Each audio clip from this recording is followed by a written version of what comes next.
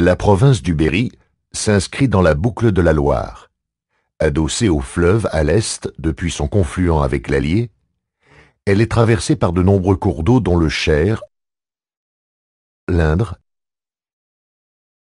et la Creuse.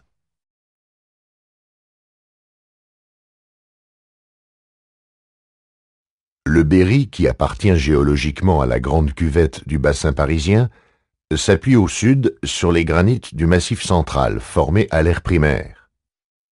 Sous la mer se forment à l'ère secondaire les calcaires jurassiques de la Champagne, puis les calcaires crétacés du Bois-Chaud nord et du Sancerrois.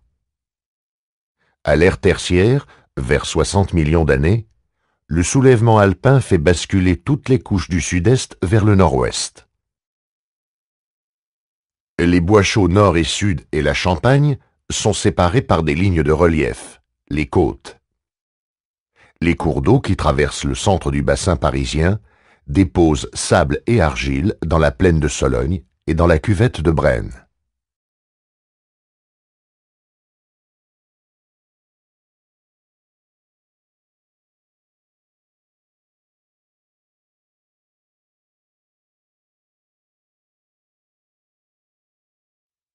Les altitudes les plus hautes sont atteintes dans le nord-est et le sud. Mais si les pentes sont fortes dans le Sancerrois, on passe aujourd'hui insensiblement du Bois-Chaud sud au Massif central par une transformation insensible de la plaine en plateau.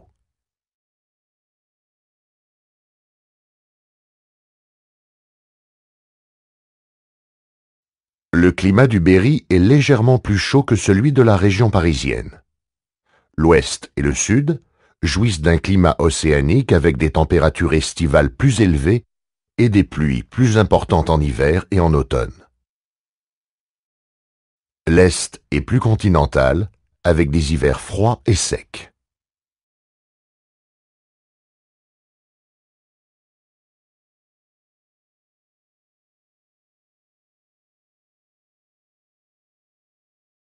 La végétation est liée à la nature des sols et surtout à l'action de l'homme. Aujourd'hui, la Champagne présente un paysage ouvert, cultivé en céréales. Le bocage couvre les Bois-Chauds sud et nord avec ses petites parcelles cultivées et ses pâtures. Les zones plus humides des Marches et le Val de Germigny sont consacrées à l'élevage, tandis que la Brenne et la Sologne sont caractérisées par les étangs et la forêt.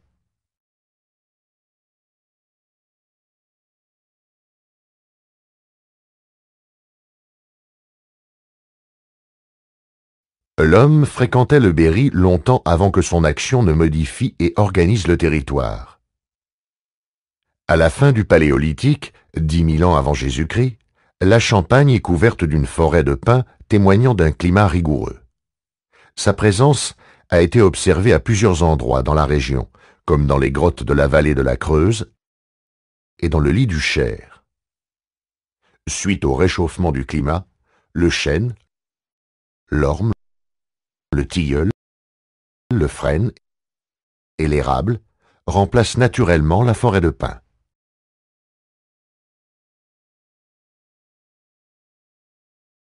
Au Néolithique, dès 6 000 ans avant Jésus-Christ, l'homme commence à défricher la forêt pour élever des animaux et cultiver des céréales. La disparition des pollens d'arbres dans les tourbières vers 2500 avant Jésus-Christ signifie que toute la Champagne est devenue un paysage ouvert et cultivé. Les dolmens qui abritent des tombes collectives manifestent sous une forme monumentale le rôle désormais prioritaire de l'homme dans l'organisation du paysage. L'outillage de l'âge du bronze est constitué d'un mélange de cuivre et d'étain, des métaux qu'il faut importer. Le Berry se trouve alors au centre des circuits d'échange à longue distance vers l'est comme vers l'ouest. On retrouve, enfouis dans le sol ou déposés dans les rivières, des dépôts de plusieurs dizaines d'objets en bronze. Les cachettes, comme celle de Neuvy-sur-Barangeon, reflètent des influences culturelles venues de la façade atlantique, Irlande, Tamise, de l'Europe centrale, Allemagne, Pologne, Hongrie, comme du Midi, Languedoc, Italie. À la transition entre les âges du bronze et du fer, émerge une riche aristocratie guerrière connue aujourd'hui par la découverte de tumulus, des monticules de terre qui recouvrent les tombes les plus riches.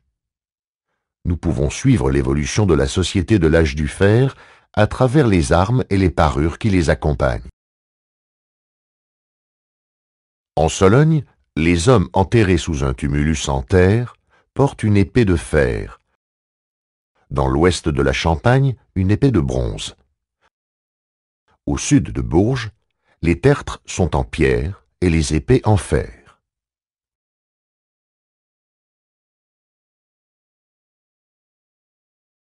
À partir du VIe siècle, des parures en or et des chars funéraires accompagnent les plus riches défunts. Des objets précieux importés de la Méditerranée ou de l'Europe centrale sont présents dans les sépultures aristocratiques. Une grosse agglomération se développe à Bourges, entourée de faubourgs artisanaux. Sa richesse est soulignée par des importations d'amphores de vin, de vases grecs, la fabrication d'objets en or. On les retrouve dans de riches sépultures comme à Liserey ou autour de Bourges. C'est l'époque où, selon l'historien romain Tite-Live, le roi des Bituriges, Ambigape, envoie ses neveux à la conquête de l'Italie.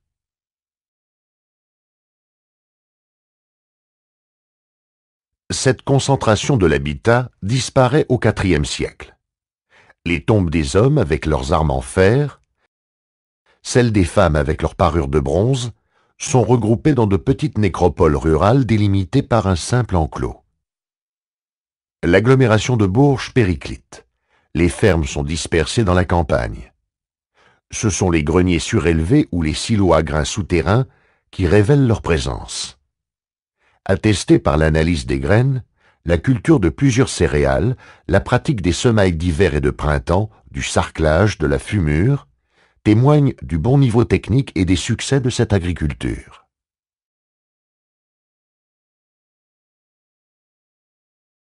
Au IIe siècle avant Jésus-Christ, se développent des agglomérations regroupant des artisans qui travaillent le bronze, le fer, l'os, la laine et frappent des monnaies. Les importations de vin de la Méditerranée dans des amphores deviennent plus nombreuses.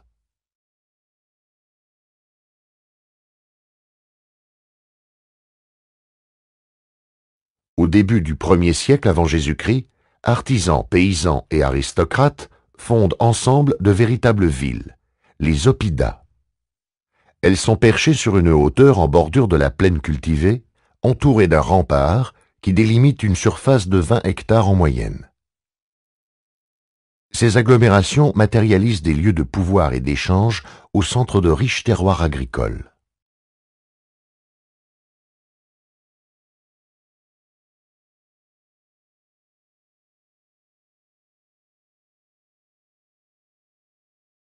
César, qui poursuit Vercingétorix en 52 avant Jésus-Christ dans le Berry, écrit « En un seul jour, plus de 20 villes sont incendiées chez les Bituriges. » Témoignage très clair de cette organisation du territoire avant la conquête romaine, que confirme l'archéologie.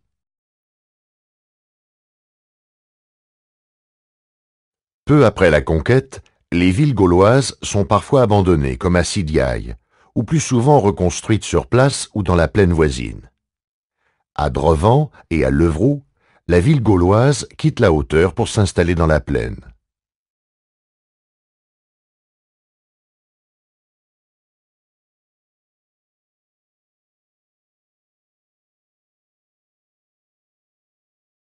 Ces nouvelles villes adoptent la mode méditerranéenne.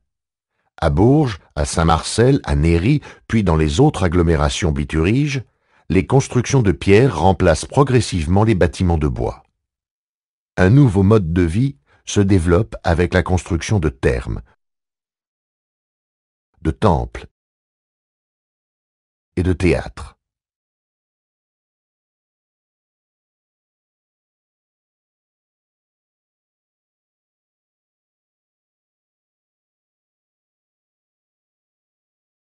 Le développement des agglomérations caractérise la période gallo-romaine en Berry.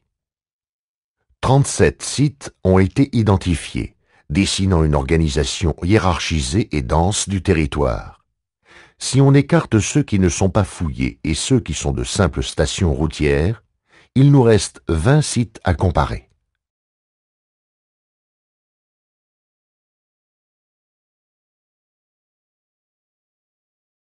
Nous pouvons évaluer leur rôle dans la cité en les classant en fonction de leur surface, de l'organisation du tissu urbain, de leur position commerciale, de la présence d'inscriptions et de monuments en pierre.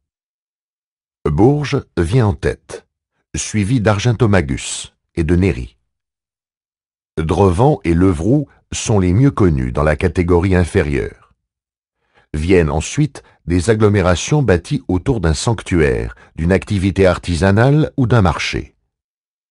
Les données observées sur le terrain s'inscrivent dans un schéma régulier que les aménageurs modernes ne renieraient pas.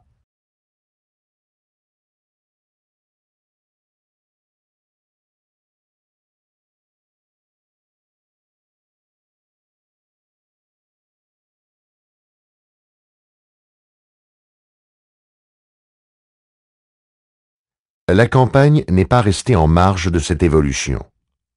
La pierre, ici aussi, remplace le bois dans la construction, facilitant le repérage de quelques 1600 fermes ou villas, grâce notamment aux prospections aériennes.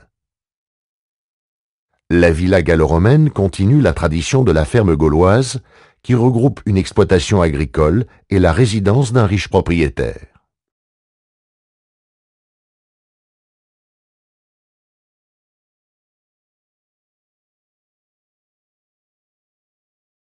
Nous pouvons distinguer des bâtiments isolés,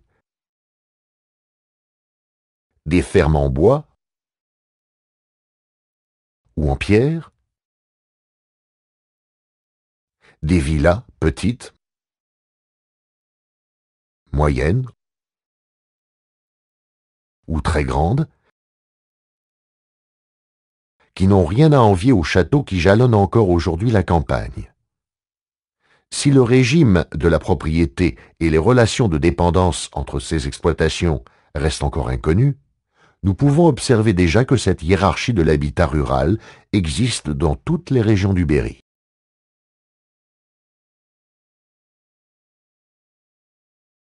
Les 145 sites sondés et datés permettent d'esquisser l'évolution de la campagne gallo-romaine. Les premières villas remplacent progressivement les fermes gauloises. Les créations les plus nombreuses interviennent dans le courant du 1er siècle après Jésus-Christ. Ce sont les plus grosses villas qui ont l'existence la plus longue, alors que les petites exploitations disparaissent plus vite et se font de plus en plus rares au Bas-Empire.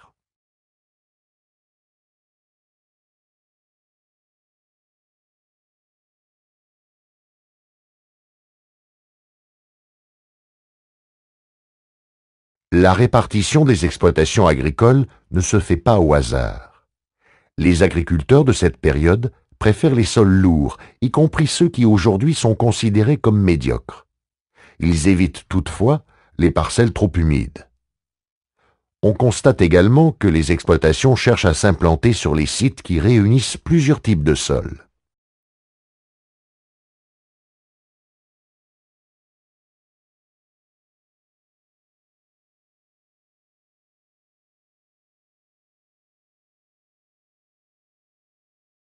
De nouveaux animaux sont introduits sur le territoire. Certains sont domestiques, comme l'âne, qui est originaire du Proche-Orient. D'autres sont sauvages, comme le daim. D'autres enfin sont commensaux, comme le rat noir, qui a suivi les humains sur les voies commerciales et arrive dans le Berry au IIe siècle avant Jésus-Christ.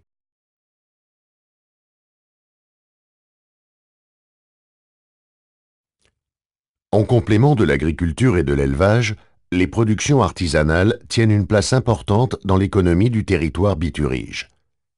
Les carrières, mines et ateliers s'implantent en fonction des ressources locales en pierre, en argile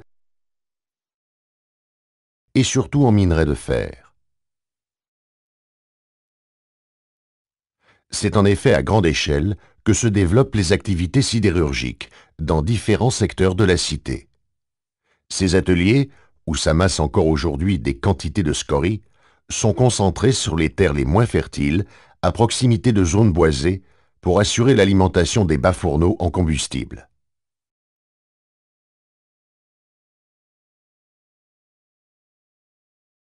Dans la cité biturige, les pratiques funéraires sont très variées, suivant la richesse du défunt, la période et les traditions locales.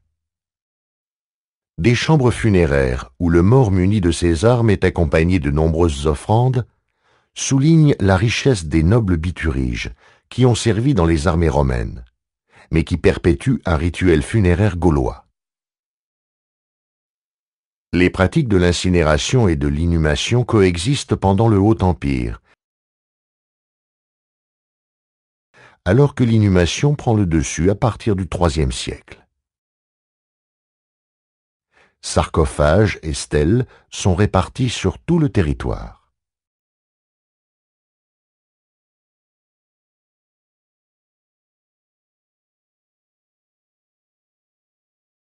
Les coffres funéraires, qui recueillent les cendres des morts, très nombreux en Limousin et dans le sud de la cité, sont taillés dans le matériau local, granit, grès ou calcaire.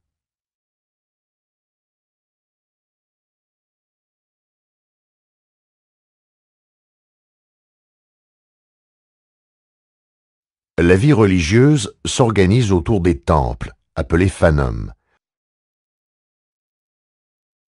dotés d'une cella centrale réservée à la représentation de la divinité et d'une galerie de circulation périphérique, qui forment le plus souvent deux carrés emboîtés aisément identifiables.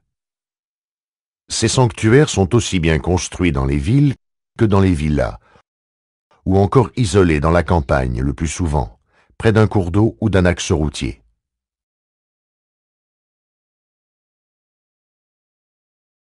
On assiste, dès le 1er siècle, à la diffusion des divinités romaines et surtout au développement précoce du culte impérial.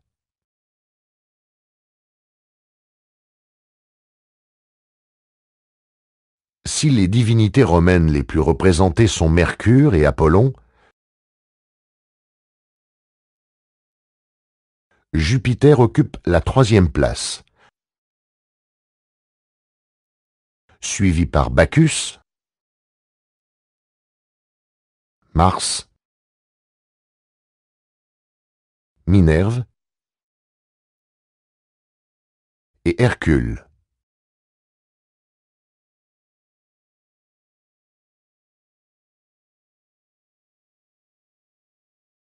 Toutefois, les cultes indigènes se révèlent particulièrement vivaces, comme celui de Cernunnos, le dieu au bois de cerf, et comme celui d'Épona, la déesse au cheval.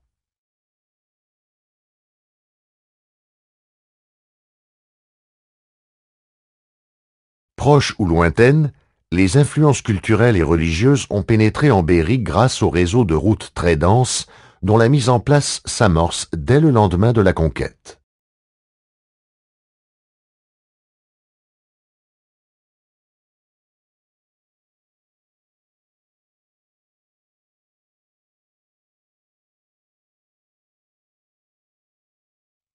Les inscriptions des bornes milliaires nous indiquent les étapes de construction ou de réfection de certaines routes au 1er siècle,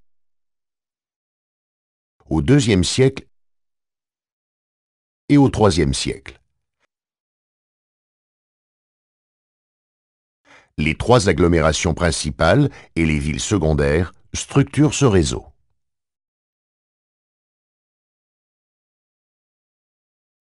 En revanche, les axes interrégionaux qui traversent la cité privilégient les orientations est-ouest, complètement délaissées aujourd'hui.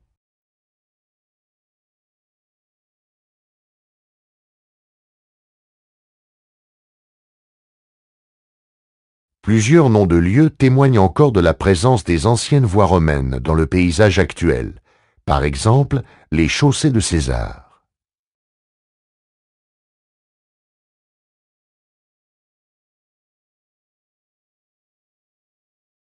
Nous pouvons maintenant dessiner les grandes lignes de l'évolution historique. Pour la période du Haut Empire, deux secteurs de la Champagne attirent l'attention. Les exploitations agricoles, de la ferme à la très grande villa, sont très nombreuses.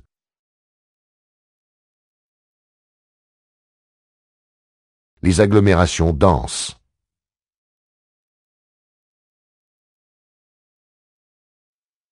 Argentomagus, plus isolé dans son territoire, développe l'activité métallurgique.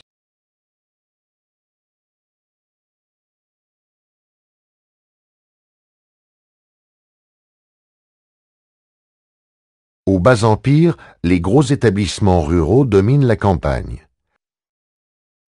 L'activité se concentre autour de Bourges, devenue capitale d'une vaste province qui englobe le Massif central. Argenton, cité dans le texte latin de la Notitia Dignitatum comme une fabrique d'armes, continue de travailler le fer. Mais les agglomérations réduisent leur surface et s'entourent d'un rempart construit avec les pierres de leurs anciens monuments ruinés.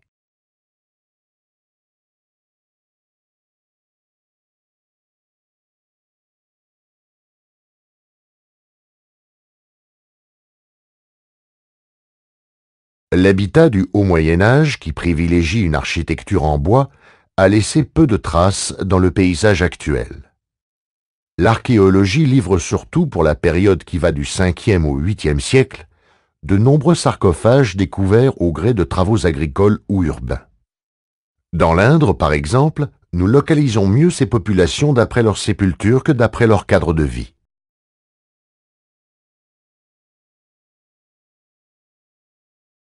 Les premières paroisses mentionnées dans les textes sont créées par des initiatives privées, comme à Clion, Déol ou au Magny, mais c'est surtout l'évêque de Bourges qui, dès le 5e siècle, fonde les premières églises, placées sous la protection de saint Étienne, patron de la cathédrale de Bourges. Ces paroisses se développent dans des lieux où la population était déjà agglomérée, comme à Vendeuvre, ou sur des centres routiers fréquentés, comme celui de l'actuel village de Brive sur la Théols.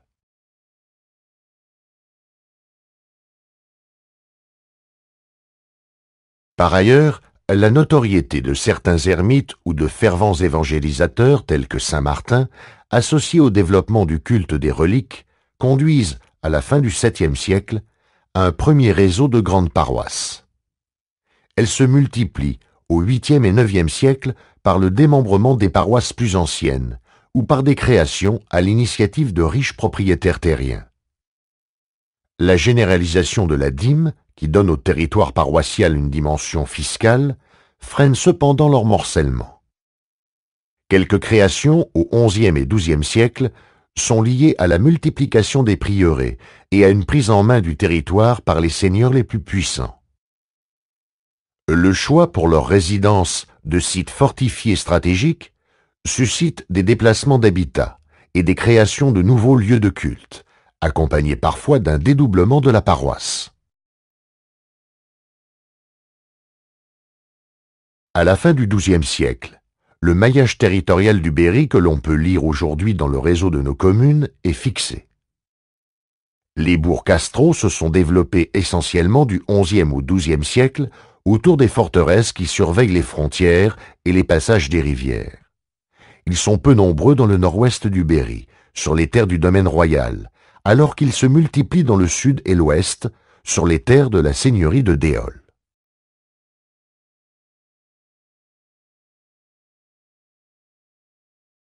Le territoire des Bituriges a beaucoup évolué à la fin de l'Antiquité. Bourges a même été un temps capitale d'une province qui allait de l'Aquitaine à la Loire. Ensuite, les rivalités entre les Capétiens rois de France à l'est et les Plantagenets à l'ouest, entre les abbayes comme Déol et les grands seigneurs, conduisent bientôt à la division du Berry et du Bourbonnais. Mais ceci est une autre histoire.